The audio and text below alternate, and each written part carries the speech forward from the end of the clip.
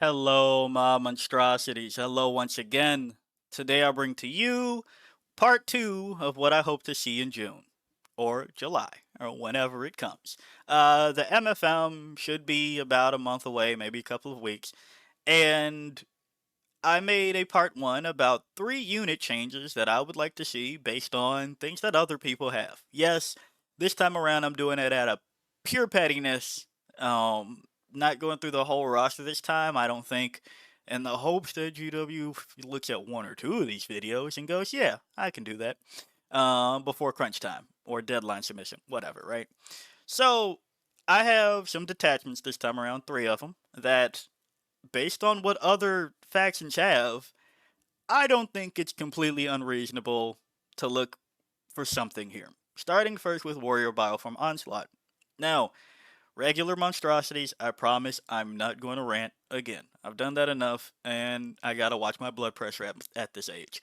So, looking at Warrior Bioform Onslaught, what's the problem? If there's a problem. I know some people like it, and I'm not here to ask for a complete redo if some people enjoy something, right? Um, you have the detachment rule of Leader Beast. Now, beyond the flavor text setting us up for something different, Leader Beast says that your warrior units and your winged Tyranid prime units get a 5-up invulnerable save. Cute. It also says that your warriors become battle line, and when they aren't battle shocked, get an OC characteristic of 3. That's cute.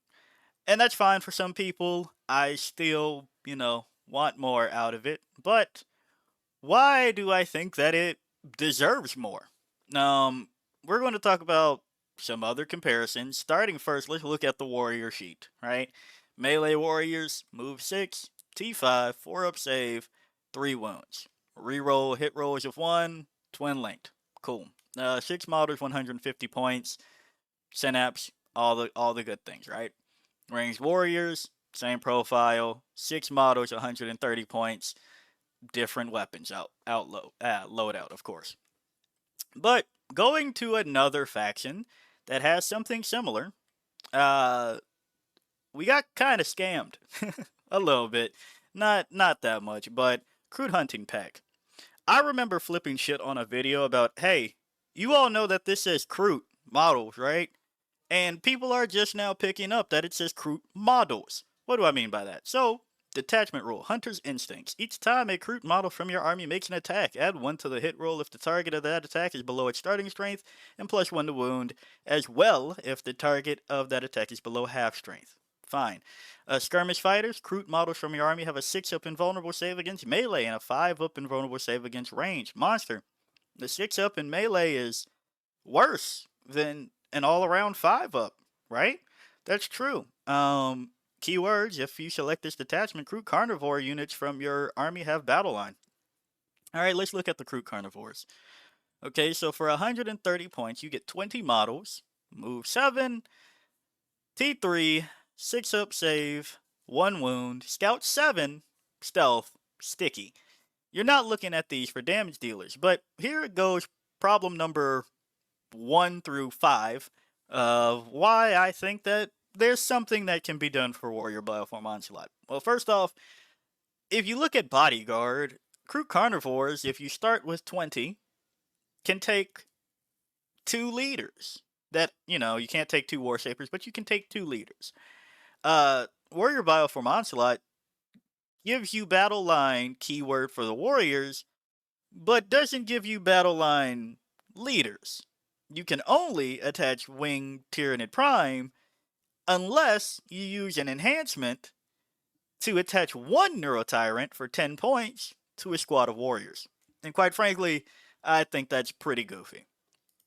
Next, as you can see, they are the small ones. That's fine. They also have grenades. So it'd be nice if there was something to offset some amount of damage on that, right? So of course, it's kind of hard to compare these, right? You go, but these are the small ones, whatever. But going back to how people are finally reading, that it says models, that still applies to things like Rampagers, which are their melee attackers that still have grenades. 6 models, right? Same unit size for 20 more points. Scout 7, Impact Mortals, Move 7, T6, 5 up save, 5 wounds per model. Now, let's talk about the things that the Warriors have over it. We're going to be talking, of course, the melee Warriors, the ranged ones. You know what? I would want to count them out usually, but maybe that's the play that hasn't been cracked yet.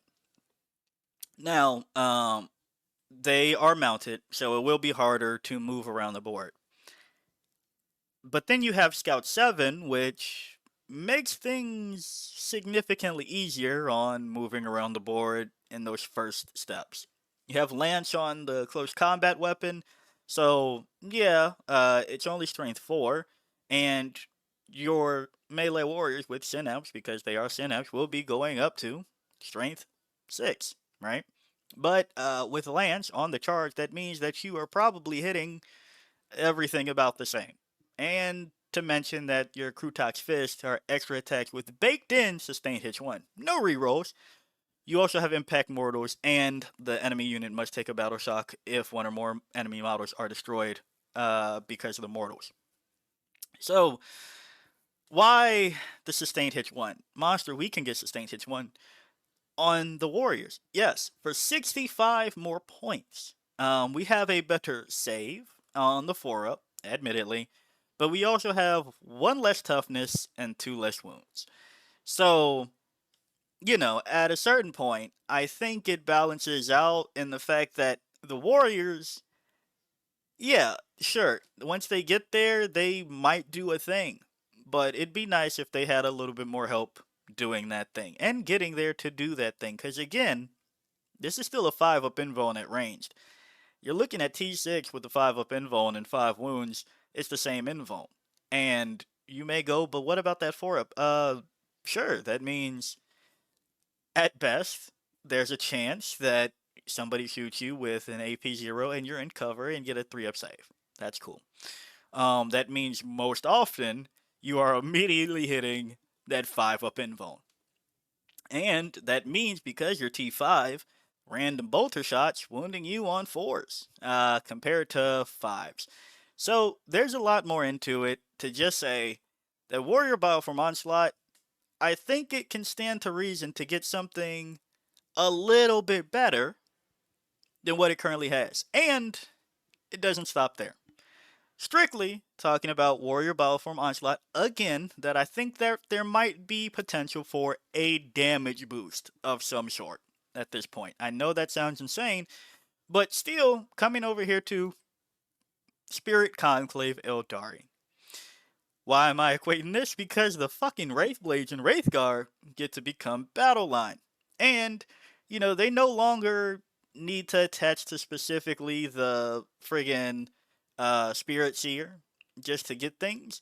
In this one, they just have to be around an Asuryani Psyker model. So let's start. Shepherds of the Dead. Each time an Asuryani Psyker model from your army is destroyed by an enemy unit, that enemy unit gains a Vengeful Dead token. Each time a Wraith Construct model from your army makes an attack that targets a unit with 1 or more Vengeful Dead tokens, add 1 to the hit roll and add 1 to the wound roll. Asuryani Psyker models from your army have the following ability. Spirit Guide's Aura. While a Wraithblade's Wraithguard or Wraith Lord unit from your army is within a foot of this model, that unit has battle focus. Like I said, Wraithblades, Wraithblades, and Wraithguard become battle line. So, a couple of things here. First, again, let's look at the data sheets for what we're talking about. Would you look at that? Movement 6, but T6, and a 2-up save and 3 wounds, for only, once again, 20 more points. And you can have access to a 4-up invulnerable shield, and 4-up invulnerable shield, goodness, it's going awry. 4-up invulnerable save if you take the Force Shield, by replacing the Ghost Sword with a Ghost Axe. And let's look at that Ghost Axe. 3 attacks hitting on 4s, strength 7, AP 2, damage 2. The damage is better. Then you also have the fact that you can fight on death. Going to the whole gaining battle focus thing, you can do these things. Well, we're not going over all of that, but giving, more movement tricks. Yeah, awesome. And, You get leadership 6 up and +1 to the hit if that Eldari Psyker is around. So realistically hitting on 3s. Which, cough cough, that's what you're doing over here. For, again, T6, 2 up, save, 3 wounds. 20 points difference. And, going to the Wraith Guard, significantly better shooting than the ranged warriors. Do I have to go over that really? For, again, 20 more points. Same access to fall back and shoot. Now, I guess the ranged warriors can charge after that if you would like, so that should be included. But, same aspect of if a Psyker is around, they go to +1 to hit, so effectively hitting on 3s. Have access to torrents, better weapons for the difference of 20 points. One less model. Now, I guess I should add that. One less model. But we're looking at T6, 2 up save, 3 wounds. And, again, Spirit Conclave is, again, more broad. As it says, Wraith Construct. That means the Wraith Blaze, the Wraith Guards, the Wraith Knights, Hemlock Wraith Fighter, and Wraith Lords. Even apparently the Phantom Titan and Revenant Titan can benefit from something here. So it would have been nice if this Warrior Bioform Onslaught applied to all of our Warrior Bioforms.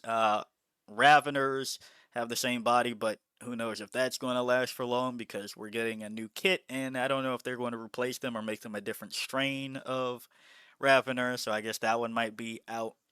But, there's a lot of flavor that calls a lot of things Warrior Bioforms. And then also the other thing that I do take a little bit of issue with is the flavor text. Oh, you get something around Hormagaunts and Termagants. Yeah, that happened realistically once over here because this is a mess.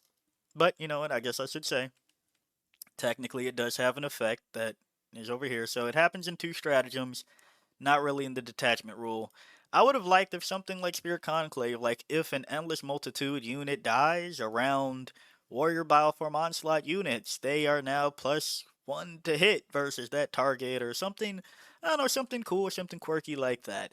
Now, mind you, you will be saying that they don't get an invone here because they get it here, and it's still odd that we have a Synapse unit that isn't making use of that here. Now, don't get it over here, right, with Wraithguard, so we have that over them. But they also have D6, Strength 7, AP 3, Damage 1 Flamers. So, take what you want at that point, at certain points. So, just to say that Spirit Conclave isn't broken, even though Wraith Blades have terrorized people, Wraith Guard have terrorized people. You can put them in transports. Another thing that we don't really have. And +1 to hit, +1 to wound out of both of these things, right? Out of both of these detachments in some way. For, again, models that have better durability than a warrior. So, I'm just saying, Warrior Bioform Onslaught deserves at least a little bit of a boost. I'm not here to say that it's absolute poopy water or anything, but I think that those of you that love the detachment, even though I think that you're a masochist, deserve a little bit more. It's all jokes, don't worry. But going on from that, the next detachment that I think could use something, Synaptic Nexus. And this is a combination of some things, really, because one is a pet peeve strictly because of the enhancement, and in enhancement, you've heard me talk about this, and actually, I guess realistically, all of the enhancements. And one is because of, again, a Grotmus situation, right? I guess technically those weren't Grotmus, so.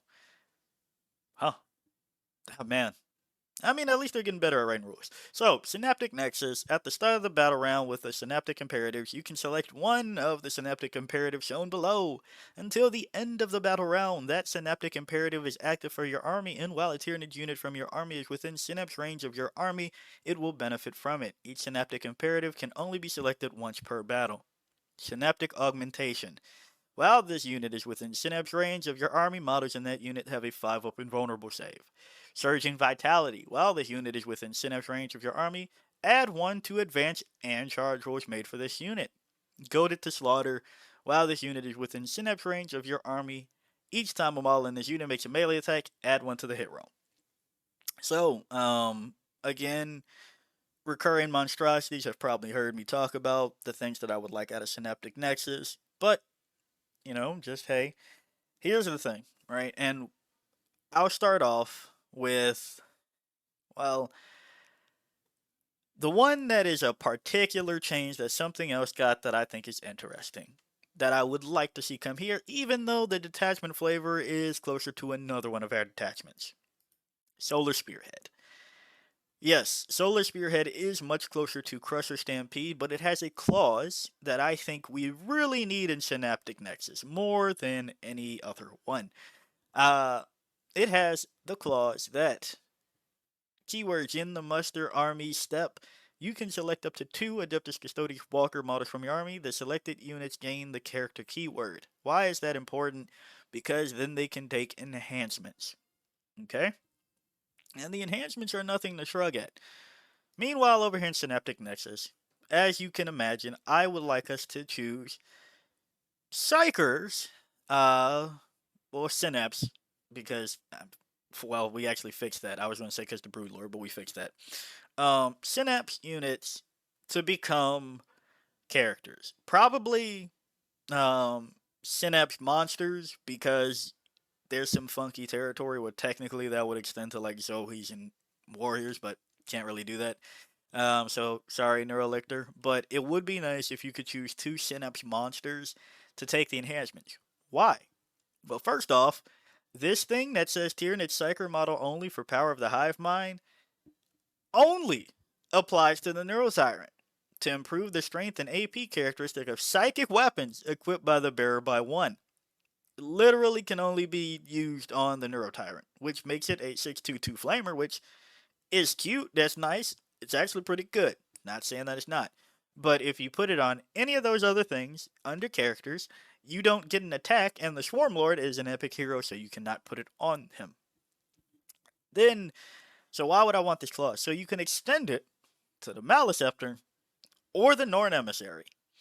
The Norn Emissary has not a flamer, but 2d6 blast attacks. That would be cool. That would be the damage output some people are really looking for the Norn Emissary, and specifically one detachment, one that we take triple Norns in anyway. And possibly triple Maliceptors looking like it. So there's that too. And the Maliceptor, don't get me wrong, 10 2 3, d6 plus 3 shots. That's been one of our staples for a while. It still would be nice if there was a way to make it strength 11, AP 3, damage 3, and you go, but that's too much. And I go, did you see what Custodes get to do for one of their situations in Lions of the Emperor? Like, if we're talking about strength 11, imagine putting +1 to wound on things like that, and then AP 2 or AP 3 and damage 3 and 4. Like, so I think 10 points, giving access to that for a Maliceptor, while then making it so that you give up Assassinate, bring it down, that famous combo. Everybody goes, oh, how much Assassinate, bring it down. I think that's a fair trade off there. But also, it'd be nice if that made the rest of everything a little bit better. Like 30 points for Psychostatic Disruption. It's not as important now because there's no more 3-inch deep strikes. Um, but I mean, I guess they're shooting scoot, so some ways there's 3-inch deep strike some way somehow. But realistically, 30 points for this, it's kind of past its prime. But if I could stick that on a Norn and be on an objective, that's 290 points. I might actually pay. Synaptic Control, again, for 20 points, making it so that I could make a Maliceptor or a Norn -1 damage. You go, but that's insane. I go Catan. I go Great Unglean One. So that would be cool, and the Dirge Heart of Karis is whatever. But, I guess extending it to the same thing, if I can shove a Maliceptor with 15 points up and give it -1 leadership within 9 inches on top of -1 to hit, possibly -1 to wound within 6, that sounds pretty good. That sounds actually pretty good. And then, Pop Shadow in the Warp, -1 to the test, then another minus. That'd be all pretty darn good. So instead of us, hopelessly imagining that the Parasite of Mortrix will be actually worth a damn one day. So Synaptic Nexus, that's part one of the argument. What's the other one? I think that we're at a point that Wrathful Procession type shit is fine. With Zealous Litanies, at the start of the battle round, you can select one of the litanies listed below. If you do until the end of the battle round, that litany is active, and its effects apply to all Adeptus Astartes infantry and Adeptus Astartes mounted units from your army. So a little bit restrictive, but for us, we have to be within Synapse range, so I think that's a fair trade. Chorus of Relentless Hate. Add 2 to the move characteristic of models in this unit, and add 1 to advance. So that's +3 movement. Meanwhile, we get +1 for one or the other, because the only unit that we have that can advance and charge is Hormagaunts, and we don't have access to that outside of Vanguard Onslaught. Not the Hormagaunts, but advance and charge. So, while we're getting +1 to move, they're getting +3 here. Right of Perfervid Wrath. Wrath. Add 1 to the strength characteristic of melee weapons equipped by models in this unit. Now, we have this in Synapse, but again, let's get through the rest. Chant of Deathless Devotion. Models in this unit have a 5-up invulnerable save against ranged attacks. Can only include Black Templar units, not drawn from other... whatever. Cool, right? What's the thing that I want? Notice how it doesn't say you can only choose each one once per battle. I think we're past that, and I understand kind of what they're worried about. Thinking about it, I understand they're worried about making Crusher Stampede again.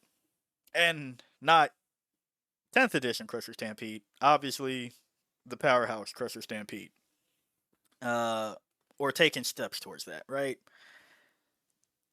I get it. At the same time, if my entire army, if I give up everything, right? Don't use any of the other imperatives, and my entire army is just 5-up invuln save the game, I think that's not the worst when it's not just on fucking warriors, right? That means that I'm putting it on a Haruspex, maybe get some more use out of that with a 3-up save, and Exocrine, things like that. And I understand 5-up Feel No Pain is already annoying for people in Invasion Fleet. Synaptic Nexus could never, but I think it can, because there's play around it. If you kill the Synapse as lore accurate, I think there's play on that. It's a lot more circle jerking to be done about keeping this up. So if you target, and then it makes a list writing, I would say more interesting, but we're realistically just going to go back to Triple Maleceptor. Probably continue Triple Norm. But as it stands, Synaptic Nexus got caught in the crossfire with the Armor of Contempt nerf, so Reinforced Hive node was changed to not be as good, and now there has been some cute things happening with Synaptic Nexus. We've seen some fair enough things because of some other points drops, but it would be nice if it just had a nice little boost that made me able to take enhancements on usable shit, because right now the only thing that I really want Synaptic control on is a Hive Tyrant. Turvey doesn't see much play in here, but outside of that, you have kind of no reason to do it on anybody else. Power of the Hive Mind, literally only one. Psychostatic Disruption is nice-ish, I guess, 30 points, it's whatever. And Dirge Heart, again, kind of same arguments, right? The only one that's really going up, maybe you could put it on a Brewlord. We've tried and tried and tried. Parasite of Mortrix. But you don't really want to sack Winged Tyranid Prime. Well, sorry, your Winged Hive Tyrant. I guess you could sack your Winged Tyranid Prime. So, Synaptic Nexus, I would like there just one or the other, if not both. I think it'd be fine at this point in the game with some of the things that are being printed recently. Such as why I have such a big fucking issue with how much I've defended Unending Swarm. Insurmountable odds. We've talked about how Unending Swarm is nerfed time and time and time and time again. And each time I've been like, well, a skew is a skew, so a skew gonna do what skew do, as we see with things like Crude Hunting Pack and Green Tide still popping up with wins. Frankly, none of our players ever pick up Unending Swarm damn near any time ever again. I think I last saw 2 people play it in the last 3-4 weeks, from as far as I saw with stats. So, there's that to be said. But past that, the other thing with all of this is Unending Swarm has it has problems. And that's not a defeat, it's just my head already hurts thinking about how the fuck we take away this and then do this. You know where I'm going with this already. We all do, because we're all complaining about it. Unending Swarm, insurmountable odds. Each time an enemy unit is selected to shoot after that unit has finished making its attacks, if one or more models from one or more endless multitude units from your army were destroyed as a result of those attacks, each such unit can make a surge move. To do so, roll 1d6. That unit can be moved a distance in inches up to the result, but that unit must end that move as close as possible to the closest enemy unit, excluding aircraft.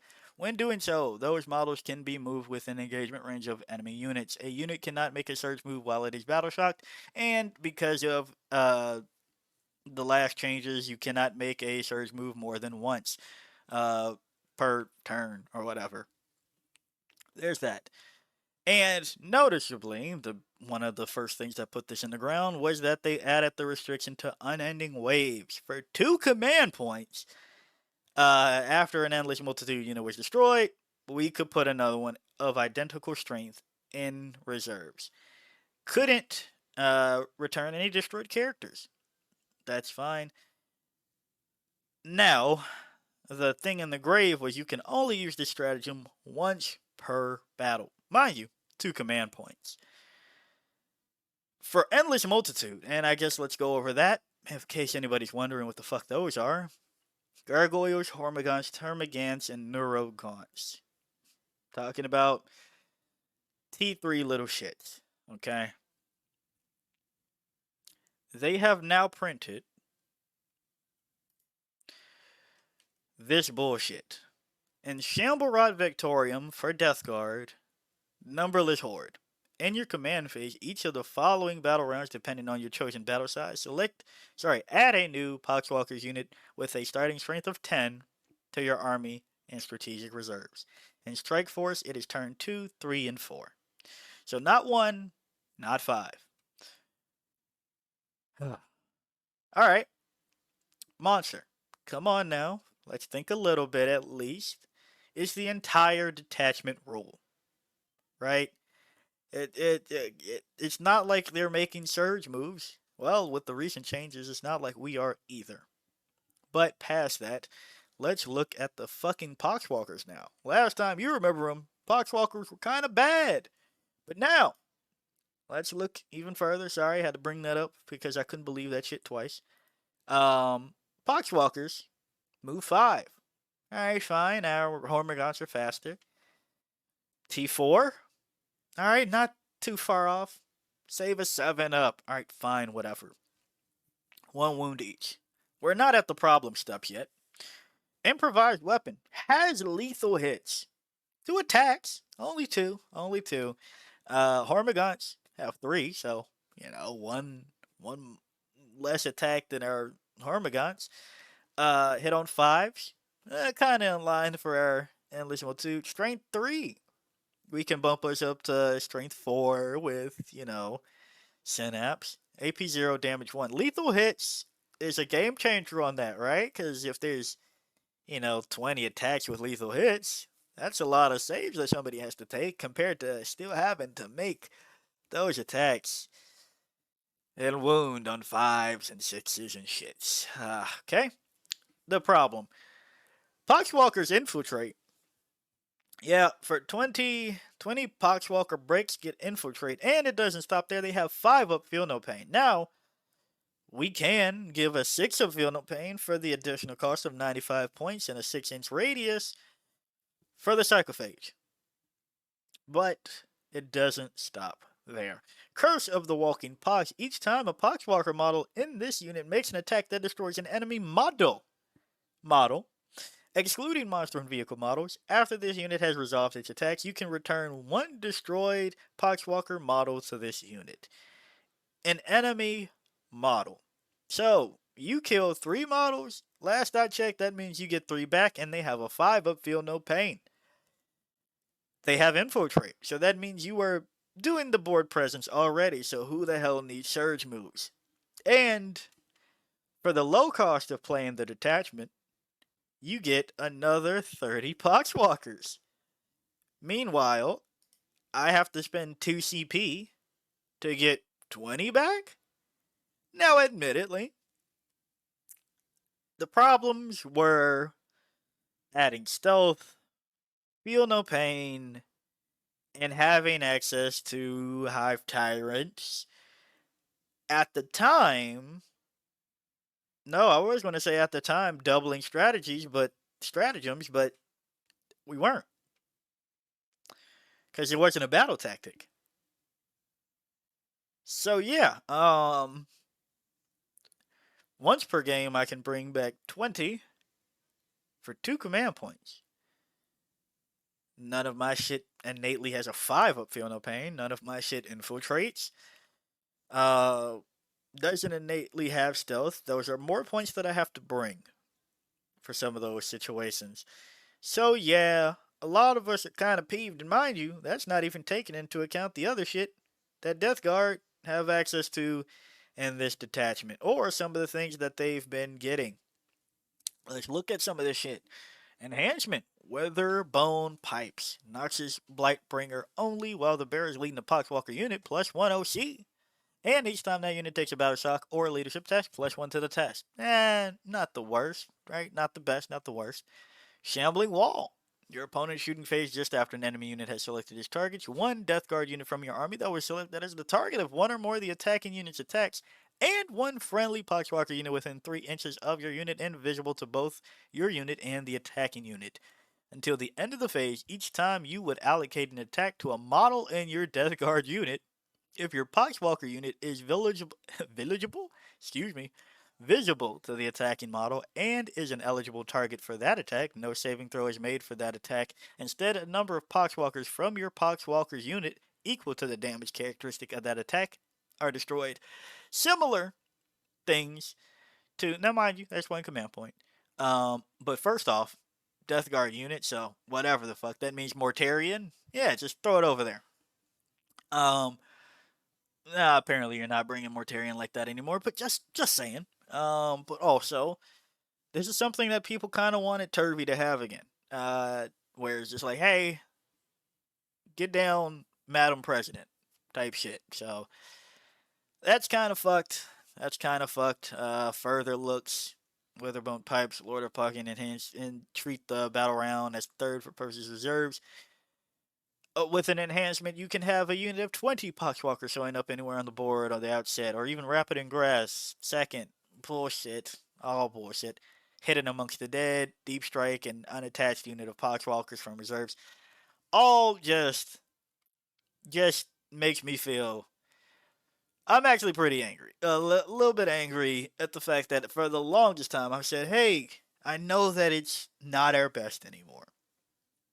GW clearly wants to move away from swarm horde things. That's why they put that limit there. Come on.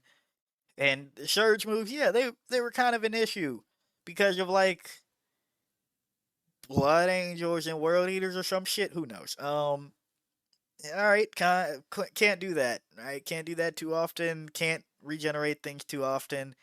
Fine, fuck it, whatever. And then they do these things with both the Death Guard Codex and the World Eaters Codex. So the surge is kind of goofy there.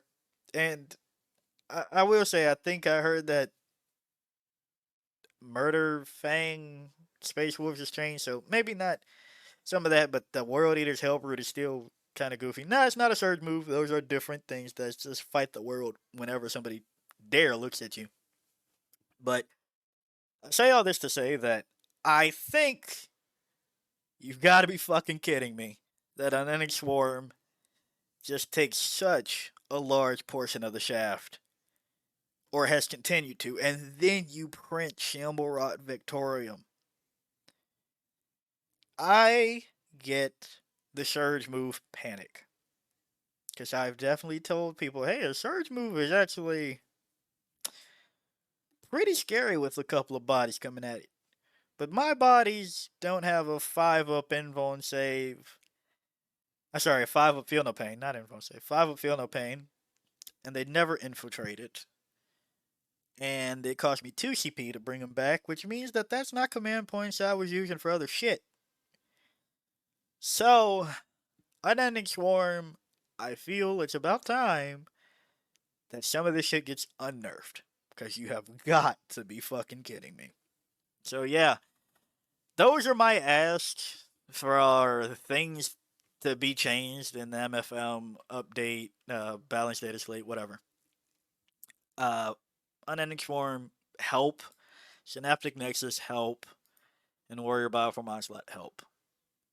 There, 2 of them are not the worst. One of them is the worst. And with these changes, I don't think that they'd be the best. Because there's other things that our faction kind of needs. But I just hope that through all of this, a little tweaks here and there can bring Tyranids more in line with the other shit other people have. I'm not saying we're absolutely horrible right now, but we do feel a little less, little tasteless.